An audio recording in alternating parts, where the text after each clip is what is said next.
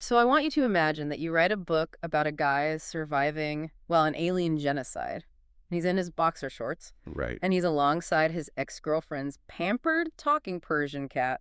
As you do. Yeah, as you do. Now imagine that exact book somehow sells over 7 million copies. Which is just wild. It's insane, and it sparks this massive bidding war among the biggest traditional publishers in the world, and it lands a major television deal with the writer of Thor, Ragnarok. Yeah, it sounds completely made up, but it's not. It's not. So welcome to the deep dive.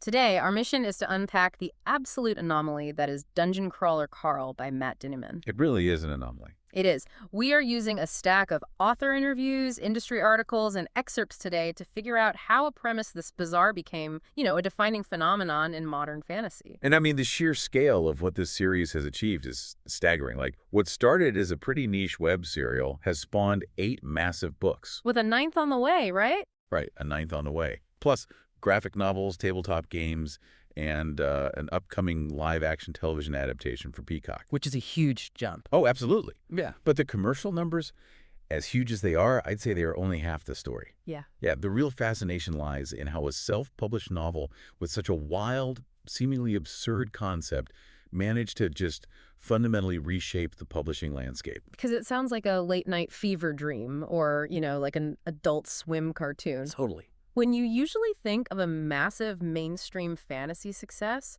there is this expectation of classical respectability. Like, you open a book, there's a nice map of a magical kingdom. A brooding chosen one. Exactly, an ancient prophecy, and you go on a very familiar hero's journey. But with Dungeon Crawler Carl, that beautiful hand-drawn fantasy map is just completely on fire. Burned to a crisp. Right. And to understand how this series broke all the rules, we have to look at the incredibly dark foundation the author built underneath all the comedy. Which is surprisingly bleak. Yeah. Very. So Matt Dinniman's elevator pitch is basically this. Aliens arrive and destroy the world. 99% of the population dies in a single instant, like in the very first paragraph of the book. Yeah, it doesn't waste any time. Not at all. And the survivors are then forced into something called Dungeon Crawler World, which happens to be the galaxy's highest-rated reality game show where viewers basically watch these humans fight for their lives. Yeah, I mean, it is a literal global genocide right out of the gate. The Earth is instantly flattened so the aliens can harvest its core materials. Wow. Right. And the surviving humans are funneled into these subterranean death traps, basically for the entertainment of a massive galactic television audience. And our hero, Carl, is about as far from a magical chosen one as you can possibly get. He really is. He's a Coast Guard veteran and a boat electrician living in Seattle. He doesn't have secret magical powers or anything. He's just outside trying to save his ex-girlfriend's prized Persian cat when the world ends. And he just gets sucked right in. Sucked into this deadly dungeon completely barefoot, wearing nothing but a leather jacket and his boxer shorts with pink hearts on them. Such a great visual. It is, but I look at this setup and I really struggle to see how an author pulls it off. I mean, a 99% global genocide paired with a barefoot guy and a cat fighting aliens on a game show. It sounds like a lot. Doesn't that cause massive tonal whiplash? You have the sheer horror of billions of people dying right next to slapstick comedy. I would think that alienates a reader immediately. Well, the tonal whiplash is the exact tightrope Dinniman walks. And he manages it by grounding the absurdity in very genuine human trauma. Okay, how so? He doesn't just gloss over the end of the world for the sake of a joke. Carl starts the story as a relatively calm, steady person, but we quickly learn he has a rough background. Right. He spent a significant amount of time in the foster system. His ex-girlfriend treated him terribly. And because of all that, he is fiercely protective of the vulnerable. So it's very character-driven. Exactly. As he is forced deeper into this dungeon, he doesn't just become this generic action hero. He slowly gets angrier and angrier at the sheer unfairness of the whole situation. So the genocide isn't just a convenient way to get him into the dungeon. It's like the actual emotional fuel for everything he does. Spot on. He realizes that billions of people were murdered just so a galactic audience could eat popcorn and watch the survivors struggle. That's incredibly dark. It is. The series uses this wacky sci-fi setting to deliver incredibly sharp social commentary. It touches on corporate greed, celebrity culture, and, what people will tolerate for the sake of entertainment. Which makes the comedy hit different, I imagine. It does. Carl's gritty resilience gives the humor its necessary weight. Writing an angry protagonist is notoriously difficult because they can easily become unlikable or just exhausting to read. Oh, for sure. You just get tired of the yelling. Exactly. But Dittyman focuses on Carl's humanity and his refusal to play by the rules of this sick game. Without that genuine, simmering anger at the injustice of this galactic entertainment complex, the comedy would just float away into complete nonsense. But if Carl is just simmering with intense, grounded anger the entire time, that's incredibly heavy on its own. He needs something to, I don't know, pull him back from the edge. He needs a foil. Right, a foil to balance out the heaviness, which introduces the unlikely breakout star of the entire franchise, Princess Donut. Ah, yes, the ex-girlfriend's pampered Persian cat. Right. So once they enter the dungeon, the game mechanics actually change her. She suddenly gains the ability to talk, human-level intelligence, and this might be the funniest visual in the series, the ability to shoot a magic missile spell from her eyes. It's so brilliant. It really is. She instantly becomes a diva with a flair for dramatic one-liners and this absolute obsession with her own celebrity status among the alien viewers. And her personality doesn't just come out of nowhere, which I find fascinating. Oh, really? Where does it come from? Well, before Dittyman was writing full-time, he actually drew custom cat pictures for a living. Wait, seriously? Seriously.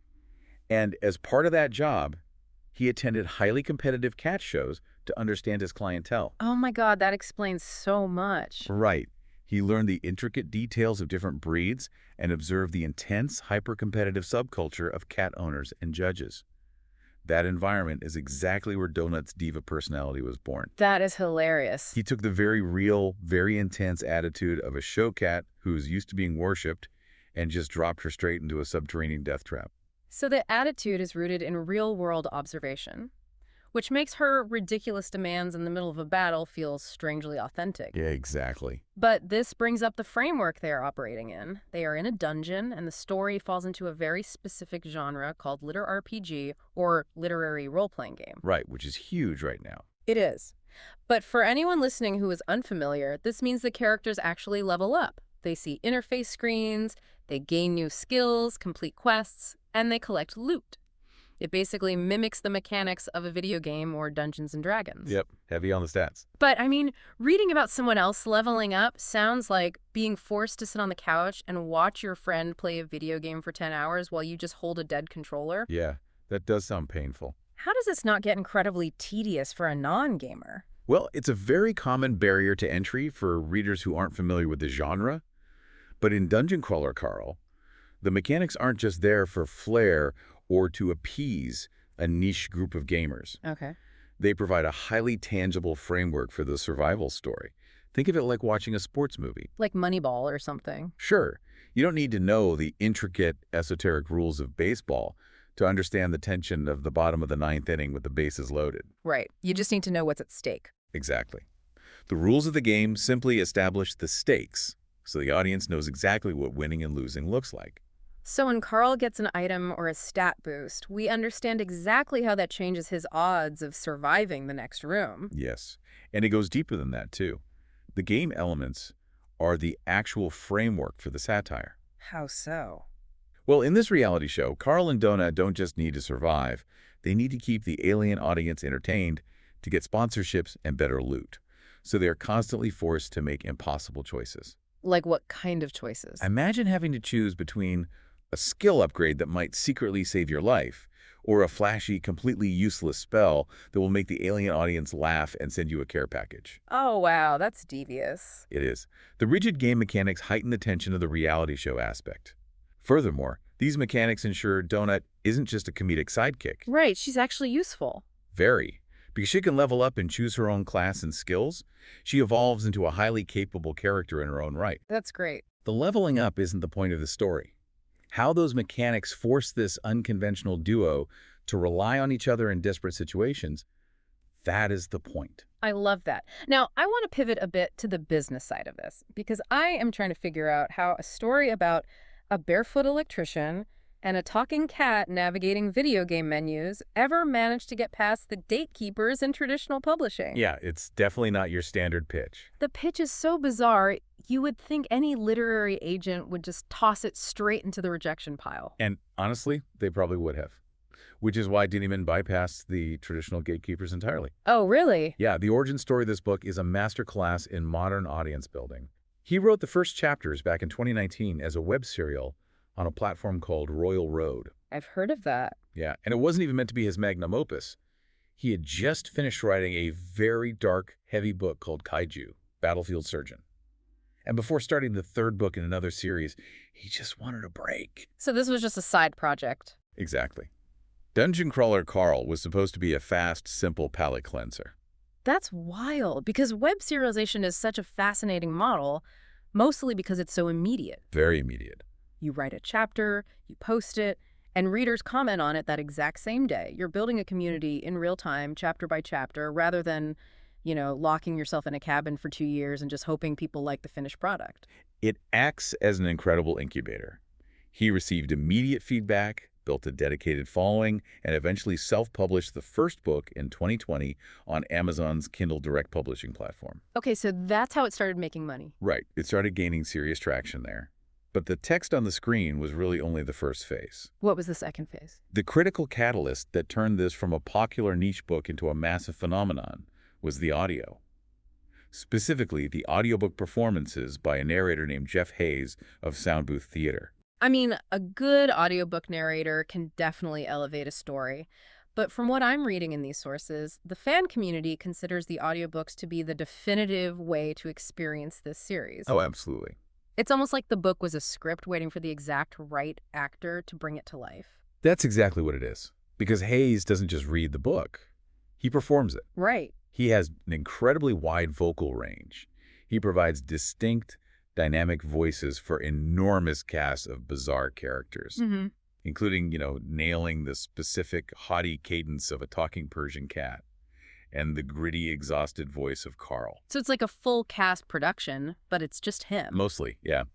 The production quality turned the book into a full audio experience, which brought in thousands of new fans through enthusiastic word of mouth. And when a self-published series generates that kind of organic, underground momentum, traditional publishers definitely start looking at the sales data. Well, they always do. And they came knocking. Ace Books, which is a major imprint of Penguin Random House, saw the numbers and wanted in. He wanted a piece of the pie. Yeah. Dinniman's position reminds me of a savvy indie musician. Like, you build this massive, rabid underground fan base by playing dive bars and selling your own merchandise. Wow. And then when the major record labels finally show up with a contract, you have all the leverage to dictate the terms. And Dinniman really utilized that leverage to execute a maneuver that is exceptionally rare in the publishing industry. What did he do? Well, traditional publishers operate on a standard model, right? They demand world rights in all formats.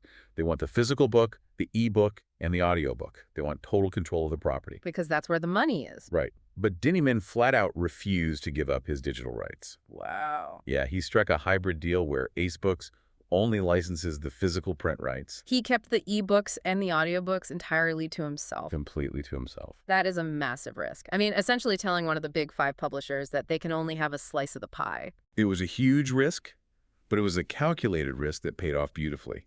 He maintained total creative and financial control over the self-published ebooks and audiobooks, which, as we know, were already generating massive revenue. Right. But the deal with Ace put the physical books into places a self-published author usually struggles to reach. Like where? Major libraries, airport kiosks, and, front tables at traditional bookstores. Ah, so it acted as a massive marketing engine. Exactly. It exploded the series' popularity into the mainstream, while Dinniman kept the lion's share of his digital empire intact. The traditional publisher doesn't even touch the digital versions editorially. Negotiating terms like that with a major publisher takes a lot of nerve.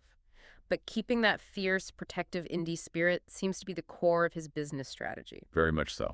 Especially when looking at how he handled Hollywood. Because the studios are constantly desperate for the next big sci-fi or fantasy franchise with a built-in audience. Oh yeah, they scour self-published hits and web serials, specifically looking for highly engaged fan bases they can monetize. And they found Dungeon Crawler Carl.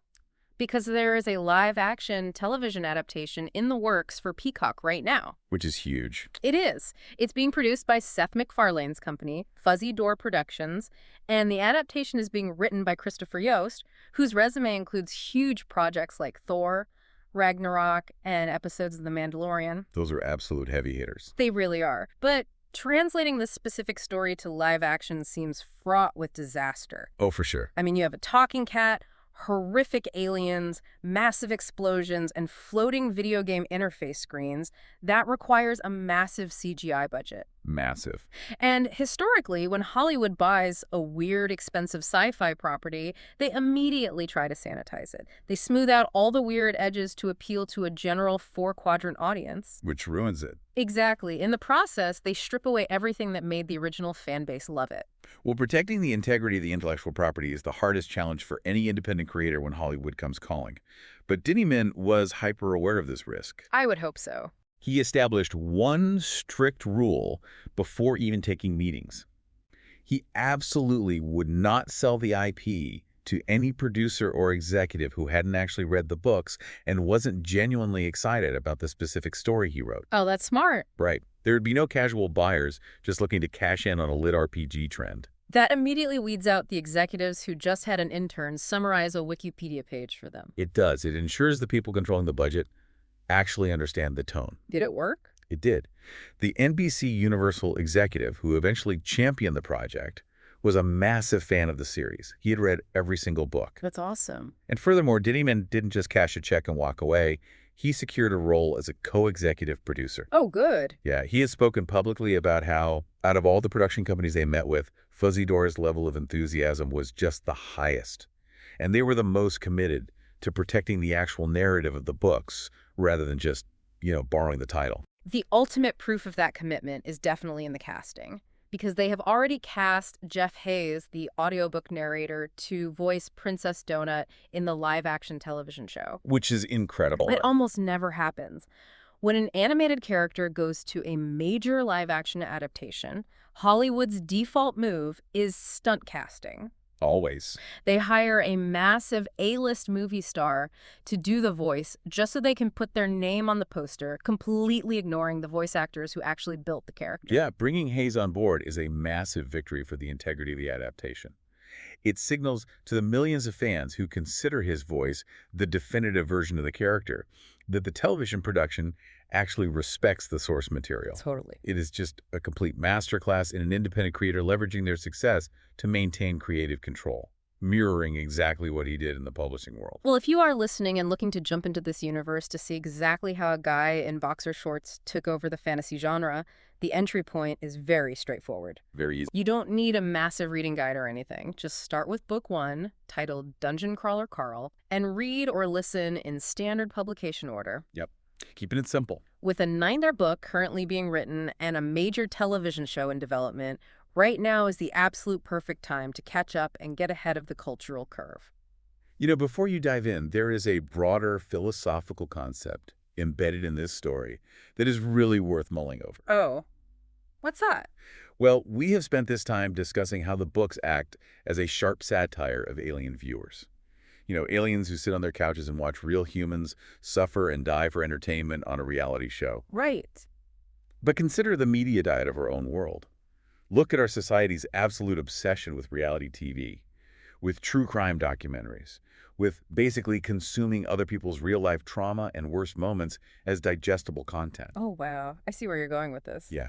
If Denny Min's fictional aliens are watching Carl fight for his life just for fun, who is the real target of this satire? That's a great question. When we consume this story, or when we binge real-world trauma on our televisions, are we actually the alien audience? And that flips the entire premise on its head. It makes you wonder if that classical, respectable fantasy landscape we talked about at the very beginning, the safe world of chosen ones and magic swords, was just a comfortable illusion we used to hide from ourselves. Exactly. And this absurd, violent fever dream of a guy fighting for his life in his underwear is actually the mirror we needed to look into all along. That is plenty to think about. Thank you for joining us on this deep dive.